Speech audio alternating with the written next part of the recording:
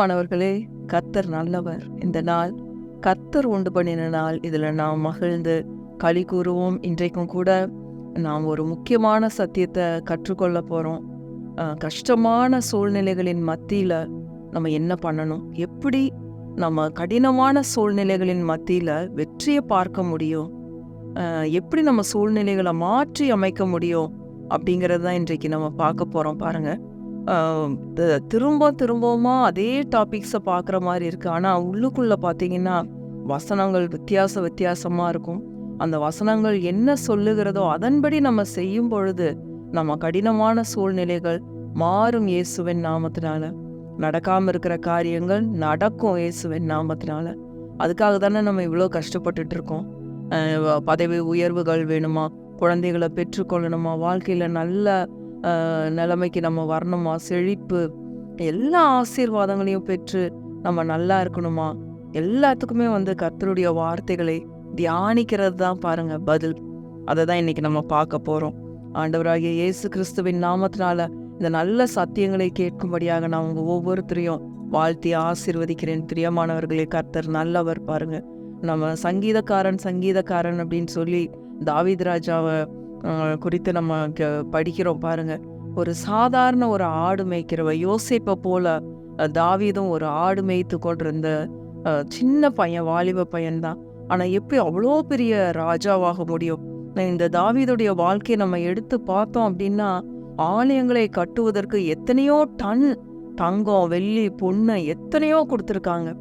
இந்த தாவீது ராஜா வாழ்க்கையில் ஒரு சமாதானமே இல்லாமல் எப்பொழுதும் சண்டை. தன்னுடைய மகனுடைய ராஜாங்கத்தில் மகனை உட்கார வைப்பதற்காக தாவீது ராஜா கொஞ்சம் நஞ்சம் சண்டை போடலை. சுற்றிலும் எல்லா பக்கமும் சண்டைகளை போட்டு எல்லா எல்லைகளையும் பிடிச்சு தன்னுடைய மகனுடைய சாலமோன் தேவனுடைய ஆலயத்தை கட்டணும் அப்படின்னு சொல்லி ஆண்டவர் சொல்றாரு. ஏன்னா, தாவீது, நீ ரொம்ப ரத்தத்தை சிந்தினதுனால உன்னுடைய குமாரன் என்னுடைய ஆலயத்தை கட்டுவான் அப்படின்னு சொல்லி கர்த்தர் சொல்றாரு. பாருங்க, அப்போ அவ்வளோ போர்லாம் நடந்துகிட்டு இருந்த போதிலும் இந்த தாவீது ராஜா அநேக சங்கீதங்களை பாடி எழுதினாரு. எப்படி கர்த்தரை அப்படி அனுபவிக்க முடிந்தது? காலங்கள்லாம் எழுந்திருச்சு ஆண்டவரை துதித்து கொண்டே இருந்தாராம். பாருங்க, என்னெல்லாம் தாவீது ராஜா பண்ணியிருக்காருன்னு சொல்லி சங்கீதம் 77 இன்றைக்கு நாம் கற்றுக்கொள்ள போறோம். பிரியமானவர்களே, நம்ம எல்லாரும் ஒரு நாளைக்கு ஒரு சங்கீதத்தையாவது எடுத்து படித்தோம் அப்படின்னா அநேக காரியங்களை தாவீது ராஜாவுடைய வாழ்க்கையில நாம் கற்றுக்கொள்ள முடியும். ஏன் அப்படின்னா, தாவீதுக்கு அருளின நிச்சயமான கிருபைகளை நான் உங்களுக்கும் ஏற்படுத்துவேன் அப்படின்னு சொல்லி ஆண்டவர் சொல்லியிருக்காரு. தாவீதுக்கு எத்தனையோ பிரச்சனைகள், சண்டைகள், போர் எத்தனை இருந்தாலும் ஆண்டவர் தாவீது ராஜா கிட்ட இருந்து தன்னுடைய கிருபையை விளக்கவே இல்லை. பாருங்க, பாவம் பண்ணின போதும் கர்த்தருடைய கிருபை தாவீது ராஜா மேல இருந்தது. கர்த்தர் ரொம்ப ரொம்ப நல்லவர். பிரியமானவர்களே, அந்த கிருபை இன்றைக்கு உங்க மேலேயும் வந்திருக்கு. அதை தான் இன்னைக்கு நம்ம பார்க்க போறோம். பாருங்க, சங்கீதம் 77 பயங்கர கடினமான சூழ்நிலைகள்ல தாவீது ராஜா என்ன பண்ணாருன்னு பாருங்க. 5வது 6வது வசனத்தை நம்ம படிக்கிறோம். பாருங்க, 4வது வசனத்தையும் கூட படிக்கிறேன். தூங்காம என்ன பண்ணிட்டு இருந்தாருன்னு பாருங்க. சங்கீதம் 77 4, 5, 6. நான் தூங்காதபடி என் கண்ணிமைகளை பிடித்திருக்கிறீர், நான் பேச மாட்டாதபடி சஞ்சலப்படுகிறேன். ஆண்டவர் தாவீது ராஜாவோட கண்ணிமைகளை பிடிச்சிட்டு இருக்கிறாராம், தூங்க முடியாதபடி. அடுத்தது, நான் பேச மாட்டாதபடி சஞ்சலப்பட்டு கொண்டிருக்கிறேன். அப்போ அந்த நேரத்துல என்ன பண்றாரா? பூர்வ நாட்களையும் ஆதி காலத்து வருஷங்களையும் சிந்திக்கிறேன். பூர்வ நாட்கள்ல கர்த்தர் எப்படி கிருபை செஞ்சாரு, கர்த்தர் எப்படி உதவி செய்தார் அப்படின்னு சொல்லி ஆதி காலத்து வருஷங்கள் எல்லாம் சிந்திக்கிறாராம். பாருங்க, காலத்தில் 6வது வசனம், காலத்தில் என் சங்கீதத்தை நான் நினைத்து என் இருதயத்தோட சம்பாஷித்துக் கொள்ளுகிறேன். இருதயத்துல பேசிக்கிட்டே இருக்கிறாராம். என்ன பேசியிருப்பாரு? கர்த்தருடைய வார்த்தைகள் தான் பேசிட்டு இருந்திருப்பாரு. என் ஆவி ஆராய்ச்சி செய்தது. கர்த்தருடைய ஆவி இந்த தாவீதோட இருந்ததுனால என்னுடைய ஆவி ஆராய்ச்சி செய்தது. பூர்வ காலத்துல நீங்க செஞ்ச நன்மைகள் எல்லாம் நான் நினைச்சு பாக்குறேன், ஒவ்வொன்னா நான் யோசித்து பாக்குறேன் அப்படின்னு சொல்லி அதை நினைச்சு அதை ஒரு பாட்டா பாடியிருப்பாரு. பாருங்க, இந்த தாவீது ராஜாவோட வாழ்க்கையை நம்ம ஆராய்ந்து பார்ப்பது ரொம்ப ரொம்ப நல்லது. பாருங்க, இன்னும் 11, 12வது வசனத்தை வாசிக்கிறேன். கர்த்தருடைய செயல்களை நினைவு கூறுவேன், உம்முடைய பூர்வ காலத்து அதிசயங்களையே நினைவு கூறுவேன். ஆண்டவர் ஒரு தடவை அதிசயம் பண்ணிட்டா அதோட முடிஞ்சிடுறது இல்ல. தொடர்ந்து நம்மளுக்கு அடுத்த பிரச்சனை வரும்போது ஆண்டவர் முன்னாடி காலத்துல எப்படி நமக்கு அது அற்புதத்தை செய்தார், அதிசயத்தை செய்தார் அப்படின்னு சொல்லி அதை நம்ம நினைச்சு பார்த்து ஆண்டவருக்கு நன்றி சொல்லணும் பாருங்க. கர்த்தாவே, இதுக்கு முன்னாடி இப்படிப்பட்ட ஒரு ஆபத்து வரும்போது நீங்க என் கூட இருந்து என்னை தப்பு வித்து கனப்படுத்தினீங்களா ஆண்டவரே, இந்த முறையும் அதை விட இன்னும் சிறந்த வகையில எனக்கு உதவி செய்வீர் அப்படின்னு சொல்லி நம்ம விசுவாசித்து அவரை துதிக்கணும் பாருங்க. அப்ப கர்த்தருடைய செயல்களை நினைவு கூறுவேன், உம்முடைய பூர்வ காலத்து அதிசயங்களையே நினைவு கூறுவேன்.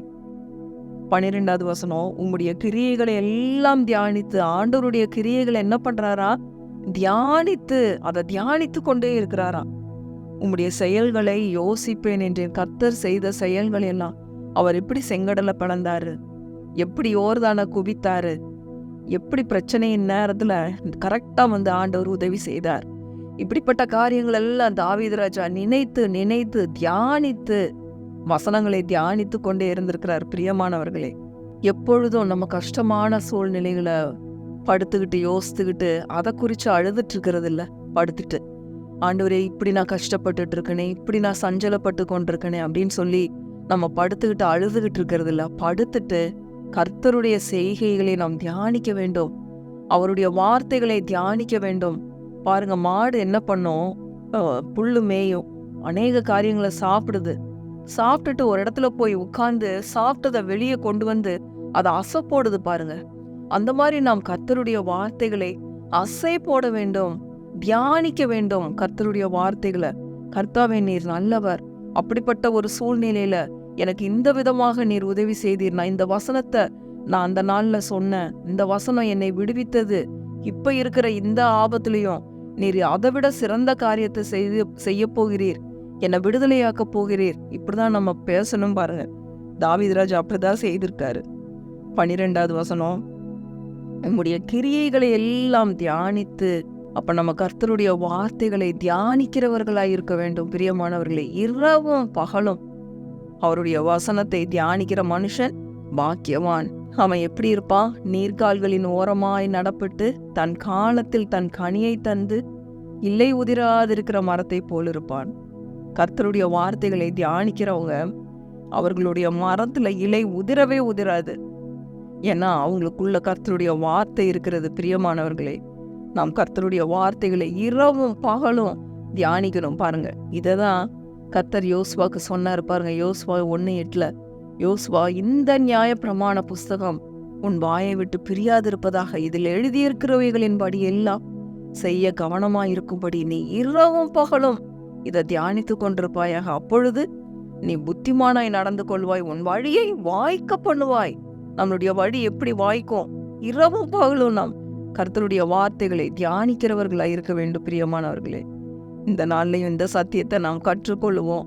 பூர்வ காலத்து அதிசயங்களையும் அற்புதங்களையும் நினைவு கூறுவோம். கர்த்தர் எவ்வளவு நல்லவர் என்பதை நினைவு கூறுவோம். அவர் செய்த நன்மையான காரியங்கள் எல்லாம் நாம் தியானித்து இரவு நேரங்கள்ல அவரை துதிப்போம். அவரை துதிப்பதும் கர்த்தருடைய வார்த்தைகளை தியானிக்கிறதும் மட்டும்தான் கடினமான சூழ்நிலைகள்ல இருந்து நம்மளை விடுதலையாக்கி சுலபமான முறையில நம்ம ஜெயிக்கிறதுக்கு கர்த்தருடைய வார்த்தைகள் உதவியா இருக்கு.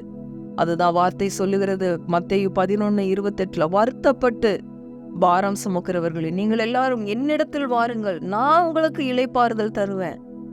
என்னுடைய நுகம் மெதுவாயும் என்னுடைய சுமை லகுவாயும் இருக்குன்னு சொல்லி கர்த்தருடைய வார்த்தை சொல்லுகிறது. பிரியமானவர்களே, இன்றைக்கு நீங்க வருத்தப்பட்டு பாரம் சுமந்து கொண்டிருக்கீங்களா? அவர்கிட்ட வாங்க. அவர் உங்களுக்கு இளைப்பாறுதல் தருகிற தேவனாய் இருக்கிறார். பிரியமானவர்களே, அவர் மிகவும் நல்லவர், அவர் அற்புதமான ஆண்டவர். கர்த்தர் நல்லவர், அவரை துதியுங்கள், அவர் கிருபை என்றும் உள்ளது. ஆமென், ஆமென், ஆமென்.